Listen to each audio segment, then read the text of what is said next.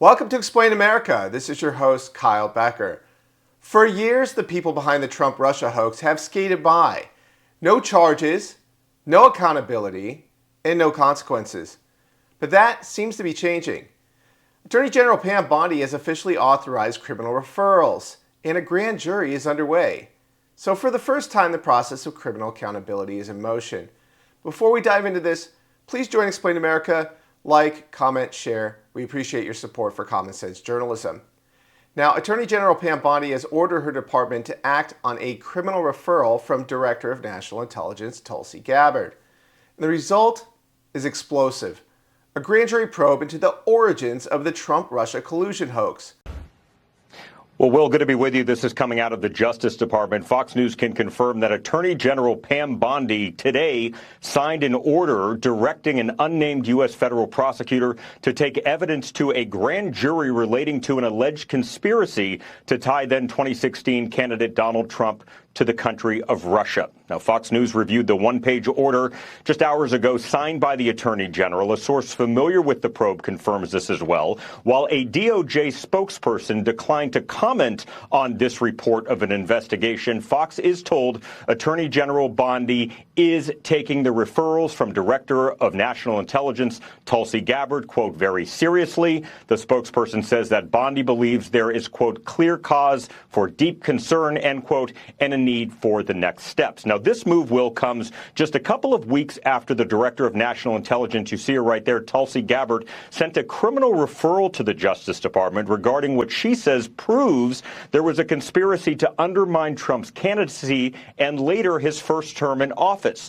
Now, to be clear today, there are no charges that have been filed, no indictments. This is incredibly early in the process. What we have here is taking evidence the Justice Department believes it has to a grand jury to secure an eventual indictment or indictments. We don't know exactly where the grand jury will meet. We don't know who will go before the grand jury, and that's by design, because grand juries determine if there's enough evidence to indict, and grand juries are secretive in the American legal system, so it's normal not to know all of the answers. Again, the DOJ declining on any comment regarding this investigation. But, Will, big news, this was signed by the Attorney General Pam Bondi today to take this evidence of an alleged conspiracy to a grand jury with the hope to get an indictment or multiple indictments.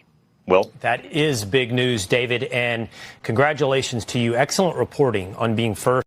This is not a leak or a rumor. The DOJ is moving forward. According to the report, Bondi has tapped a federal prosecutor to begin presenting evidence to a grand jury, an aggressive move signaling that actual indictments may be on the table.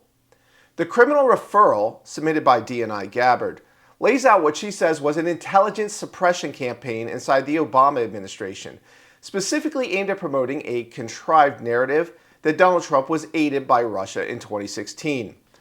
Among the evidence, a declassified memorandum titled, quote, Intelligence Community Suppression of Intelligence Showing Russian and Criminal Actors Did Not Impact the 2016 Presidential Election via Cyber Attacks on Infrastructure, unquote. Let that sink in. Gabbard is alleging top officials in the intel community under the Obama administration knew Russia had no impact on the election, but pushed the Trump collusion hoax anyway. And now Bondi is treating the allegation as credible enough to pursue criminal proceedings. The officials potentially in the crosshairs include some of the biggest names from the Obama years. Former CIA Director John Brennan, who may have perjured himself, former Director of National Intelligence James Clapper, former FBI Director James Comey.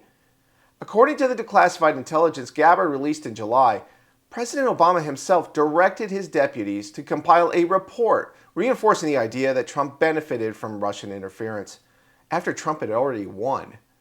That report did not claim the outcome of the election was changed, but it was used to build the public narrative that Trump's presidency was illegitimate.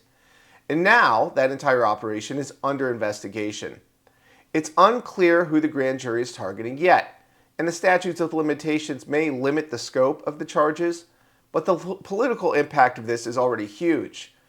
After years of talk, the accountability process has officially begun, or so it seems. The media, of course, is losing it. NBC and other outlets are already calling it baseless, political, and a distraction.